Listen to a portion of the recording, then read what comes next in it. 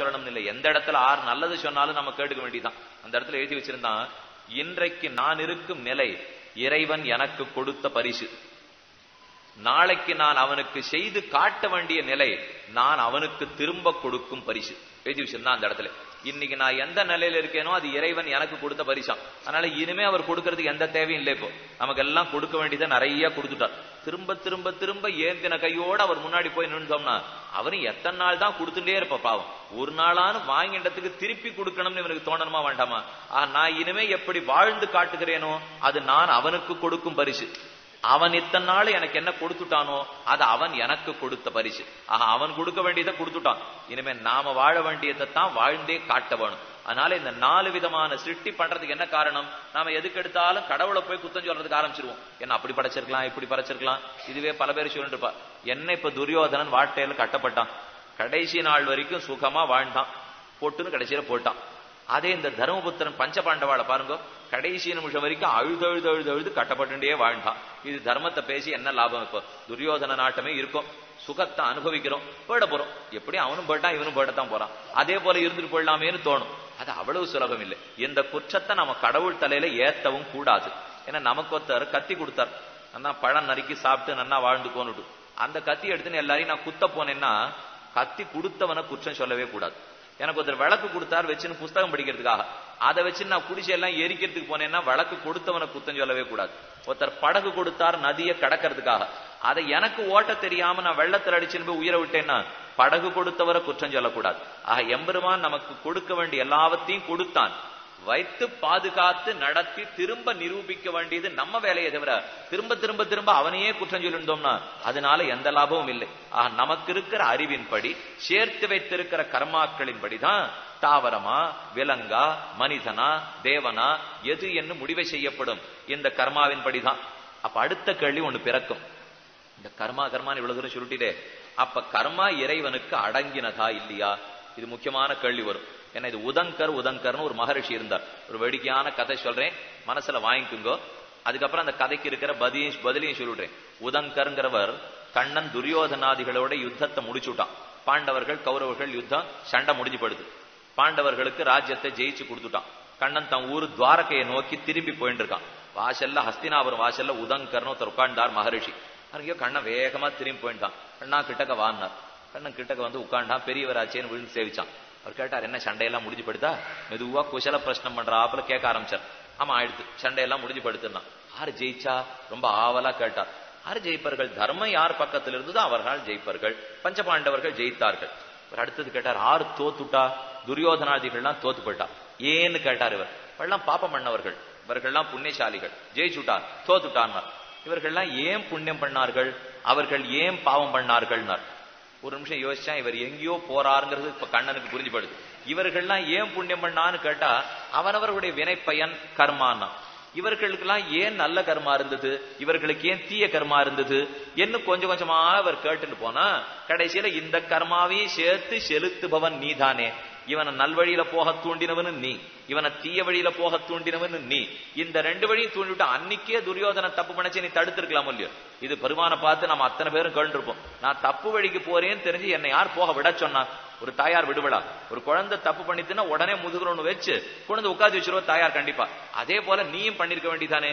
போற வழியெல்லாம் போக விட்டு அதுல தூண்டியும் விட்டு அதுக்கு உதவி வேற பண்ணி இத்தனை கட்டமும் பண்ணிட்டு இன்னைக்கு வந்து நீ பாவம் பண்ணே கெட்டு போயிட்டே புண்ணியம் பண்ணே நல்லதா போயிட்டேன்னு சொன்னா இது நன்னா இல்லையேன்னார் உதங்கர். கண்ணன் ஒரு நிமிஷம் யோசிச்சான், இவர் சரியா நம்மளை புடிச்சுட்டார், இதுக்கு மேல இவரிடத்துல நாம பதில் சொல்லி தப்பிக்க முடியாது அப்படின்னுட்டு எனக்கு கொஞ்சம் அவசரமா காரியம் இருக்கு, நான் துவாரகைக்கு போயிட்டு இருக்கேன், இப்பெல்லாம் உங்க கேள்விக்கு என்னால பதில் சொல்லிருக்க முடியாது, போயிட்டு வந்து அப்புறம் நாழி கடிச்சா சொல்றேன், நான் போயிட்டு வரேன்னா கண்ணன். உதங்கர் சொன்னார், நீ என்னைக்குமே என் கேள்விக்கு பதில் சொல்ல முடியாது கண்ணனே, போனா போறது விட்டுடு, உன்னை நான் கேட்கவும் போறது இல்லை, பரம்பொருள் நீ, உங்ககிட்ட கேட்டு நான் ஜெயிக்கவும் முடிய போறது இல்லை. இப்போ நீ பதில் சொன்னாட்டாலும் நீ தான் ஜெயிச்சவன், சொன்னாலும் நீ தான் ஜெயிச்சவன், எப்படியா இருந்தாலும் தோற்க போறது நான் தான், அதனால அதை விட்டுடு. அர்ஜுனனுக்கு விஸ்வரூபம்னு ஒண்ணு காட்டினியா 11வது அத்தியாயத்திலே கீதையிலே, அதை பார்க்கணும்னு எனக்கு ஆசையா இருக்கு, காட்டுறியான்னா கண்ணு சொன்னா நிறைய பொழுது இருக்கு, எனக்கு ஒரு வேலை கிடையாது துவாரகையிலே, உமக்கு கண்டிப்பா அதை காட்டுறேன் என்ன விஸ்வரூபத்தை காட்டி அவரை திருப்தி படுத்திட்டு துவாரகைக்கு போனான்ங்கிறது சரித்திரம். இப்பதான் நாழியே கிடையாதுன்னு சொன்னான், அடுத்த நிமிஷம் விஸ்வரூபத்தை காட்ட உடனே காட்டுட்டான். இதுக்குதான் உதங்க பிரශ්னத்துக்கு உத்திரம் இல்லைன்னு சொல்லுவார்கள். உதங்கர் கேட்ட கேள்விக்கு இன்னி வரைக்கும் பதில் இல்லைன்னு தோணும்.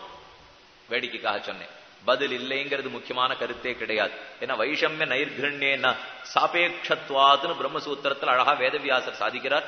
எம்பெருமானுக்கு வேறுபாடு தலையில ஏத்தவே முடியாது, அவன் பேர்ல தப்பு சொல்றதுக்கு வாய்ப்பே கிடையாது. பின்ன எதனால நாம இந்த மாதிரி கர்மங்கள்லாம் பண்ணிட்டு இருக்கோம் தெரியுமா? அப்ப என் கர்மா அவனுக்கு கட்டுப்படாததான்னு தோணும். கண்டிப்பா கட்டுப்பட்டதுதான். இருந்தாலும் ரெண்டு வித காரணம் உலகத்திலே உண்டு. ஒன்னு, தண்ணீர் பூச்சினாத்தான் செடி வளரும், உரம் போட்டாத்தான் செடி வரணும், விதை விதைத்தால் தான் செடி வரணும். இந்த ரெண்டுமே உண்மைதானே? இப்போ எந்த செடியா வேணா இருக்கட்டும், இது மாமரமா இருக்கட்டும், இது தென்னை மரம், இது பலாமரம், இது இன்னொரு மரம், இந்த மாதிரி 2-3 மரம் நட்டு வச்சிருக்கேன். எல்லாத்துக்கும் தண்ணீர் பாய்கிறது, எல்லாத்துக்கும் உரத்தையும் போட்டுட்டேன். தண்ணீரும் உரமும் ரொம்ப பொதுவான காரணங்கள். அதை வச்சுதான் எல்லா மரமையும் உழைக்க போறது. அதுக்குன்னு தண்ணீர் எல்லாத்துக்கும் ஒன்னாத்தான் கொட்டினேன், எல்லாத்துக்கும் உரம் ஒன்னாத்தான் போட்டேங்கிறதுக்காக எல்லாமே தென்னை மரமா முளைக்கிறது இல்லை, எல்லாமே மராமரமா முளைக்கிறது இல்லை. அதனுடைய விதையின் படிதான் மரம் முளைக்கும். அந்த தென்னை மரம் அதன் விதையின் படி, அந்த பலாமரம் அதன் விதையின் படி, மாமரம் அதன் விதையின் படி. ஆனா ஊத்தின தண்ணீரும் உரமும் ஒன்னே ஒண்ணுதான். ஆனா அதன் விதையின் படி அதது முளைக்கிறது இல்லையோ. தண்ணீரை யாரான குற்றம் சொல்லுவாடா? அதேமா எல்லாம் ஒன்னா கொட்டிவிட்டு இது ஏன் மாமரமாச்சு, இது ஏன் தென்னை மரமாச்சுன்னு ஒருத்தரும் கேள்வி கேட்கறதே கிடையாது. இந்த தண்ணீரும் உரமும் பகவான் நமக்கு கொடுக்கிற அருள், அது எல்லாருக்கும் பொதுவா இருக்கும். ஆனா அந்தந்த விதை தான் நாம சேர்த்து வச்சிருக்கிற கர்மா. அந்த விதையின் படிதான் நாம என்னைக்குமே வளர்ந்தாகணும். இதுக்கு தண்ணீரையோ உரத்தையோ குத்தம் சொல்லி பயனே கிடையாது. ஆக விதை விதைத்தா போலே நம் கர்மாக்கள், தண்ணீரையும் உரத்தையும் ஊற்றினா போலே எம்பெருமானுடைய அருள். ஆக அவனுக்கு அடங்கினதுங்கிறது உண்மை, என் கர்மா தான் என்ன செலுத்துறதுங்கிறது உண்மை. ரெண்டுமே உண்மை. இந்த தண்ணீர் வித உதாரணத்தை சரியா மனசுல வாங்கின்றீங்கன்னா இதே போலத்தான் இறைவனுடையது. அவனாலதான் நம்முடைய செயல்கள் அத்தனையும். ஆனா நம்முடைய செயல்களாலே நம்முடையது உண்டு. அவனாலேன்னு சொல்லச்சே தண்ணீர் உரத்த போலே, நம்மாலேன்னு சொல்லச்சே விதை விதைத்தத போலே. அந்தந்த விதையை பொறுத்துத்தானே என்னுடைய வேலை இருக்கும். அதே போல நம் கர்மாக்களை கொண்டுதான் நம்முடைய செயல்கள் அத்தனை முடிவு செய்யப்படும். இன்னொரு உதாரணமும் சொல்றேன். ஒரு தாயார் குழந்தைக்கு நடக்கிறதுக்காக கத்து கொடுக்குறா. குழந்தை அதை அப்படியே ததக்க நடக்கிறதுக்கு ஆரம்பிக்கும். இந்த தாய் அதை கத்து கொடுத்துதான் ஆகணும், வேற வழி இல்லை. தகப்பனார் தந்தையை கொண்டு போய் அந்த மூலையில நிறுத்தி வைப்பள், தான் இங்க நின்னுப்பள். இந்த குழந்தைய கொஞ்சம் அப்படி தளர் நடை, சின்ன குழந்தை இப்பதான் நடக்க ஆரம்பிக்கிறது, இப்படி விட்டுட்டு நீ அப்பாட்ட போன்னு கை காமிச்சா அப்பா அங்கேருந்து வா வான்னு கூப்பிடுவார். இந்த பிள்ளை நடக்கிறதுக்கு ஆரம்பிக்கும், விழும். போய் எடுத்துட மாட்டா தாயார். இது விழட்டம், விழுந்து விழுந்துதான் கத்துண்டாகணும். இன்னைக்கு எந்த வாகனம் ஓட்டுறவாளும் எங்கேயானு மோதி எங்கேயானு விழுந்திருந்தா தான் அவளுக்கு ஒழுங்கா ஓட்ட தெரியும் அர்த்தம். நான் இன்னி வரைக்கும் விழுந்ததே இல்லை, அடியே பட்டண்டது இல்லைன்னா இவன் இன்னும் சரியா ஓட்ட தெரிஞ்சுக்கலன்னு தான் பொருள். விழுந்தாத்தான் சரியா தெரியும். அங்கெங்க சிராச்சு அடிப்பட்டாத்தான் சரி இவன் தைரியமா ஓட்டவே தெரிஞ்சுட்டுக்கான்னு பொருள். இந்த குழந்தைய தூக்க மாட்டா தாயார் போய் படட்டம் இன்னும் கொஞ்சம். அது அடிப்பட்டு ஆழற அளவுக்கு போனா தாவ தூக்குவளே தவிர அது வரைக்கும் அந்த தாயார் கையை வச்சு தூக்கிடவே மாட்டான். இல்லைன்னா அது நடக்கிறதுக்கு தெரிஞ்சுக்காது ஒரு நாளும். ஒருத்தர் கேட்டார், தாயார் தானே அந்த குழந்தைய நடக்க விட்டுட்டாள் இல்லையா, அப்ப அவளுடைய ஆணைக்கு உட்பட்டு அந்த குழந்தை இல்லைன்னார். அப்படியா? இல்லையே. அந்த குழந்தை நடந்து முடிக்கிற வரைக்கும் கண்டிப்பா அந்த தாயாருடைய ஆணைக்கு உட்பட்டு தான் இருக்கு. அவ கண் வட்டத்திலேருந்து அந்த குழந்தைய அவ வெளியில போக விட்டுடவே மாட்டா.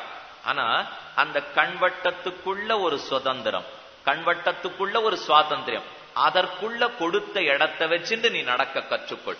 அதுக்குள்ள அதுதான் பண்ணி ஆகணும். தாயார் பார்த்துட்டே இருப்போம், நடக்கிற வரைக்கும் நடக்கட்டும், விழ வரைக்கும் விழட்டும், நான் கை வைக்க போறது இல்லை. அதே அது ரொம்ப பட்டுக்க ஆரம்பிச்சுடுதுன்னா அவ போய் கை வைக்க ஆரம்பிப்பள். இதே போலத்தான் நம்ம நிலைமை. எம்பெருமான் இவன் பண்றதை பண்ணட்டும், சம்பாதிக்கிற பாப புண்ணியங்களை சம்பாதிக்கட்டும். ஏன்னா இவனுக்கு காலை கொடுத்தாச்சு, கையை கொடுத்தாச்சு, வேதம் கொடுத்தாச்சு, அறிவு கொடுத்தாச்சு. இனிமே கொடுக்கப்பட்ட வட்டத்துக்குள்ள நாம தான் சுதந்திரமா நடந்து காட்டணும். அப்படி முடியலன்னு சொன்னா அதற்கு பலனை கொடுக்கறதுக்காக எம்பெருமான் வருவான். ஒரு நிறுவனத்தையே எடுத்துப்போமே, அதுல முதலாளின்னு ஒருத்தர் இருப்பார். அந்த முதலாளியால எல்லா வேலையும் செய்யவே முடியாது. பணங்காசு கணக்கு பாக்குறது ஒருத்தன் வைக்கிறான், உற்பத்தியை பாக்குறதுக்கு ஒருத்தன் வைக்கிறான், வாங்கறத பாக்குறதுக்கு ஒருத்தன் வைக்கிறான், விற்பனையை பாக்குறதுக்கு ஒருத்தன் வைக்கிறான். அவனவன் வேலையை பார்த்துட்டே இருக்கணும். அவன் போறான், கழுத்து போடுறான், 4 பேரை கூப்பிடுறான், விற்கிறதுக்கு ஆரம்பிக்கிறான், வாங்குறான், விற்கிறான், எதோ பண்ணிட்டு இருப்பான். இது ஒன்னொன்னு அந்த முதலாளிக்கு தெரியுமான்னு கேட்டா கண்டிப்பா தெரிஞ்சிருக்காது. உடனே ஒருத்தர் சொன்னார், எப்ப இதெல்லாம் அவருக்கு தெரியாத நடக்கிறதோ அவர் ஆணைக்கு உட்பட்டு இந்த நிறுவனமே இல்லைன்னு விட்டார்.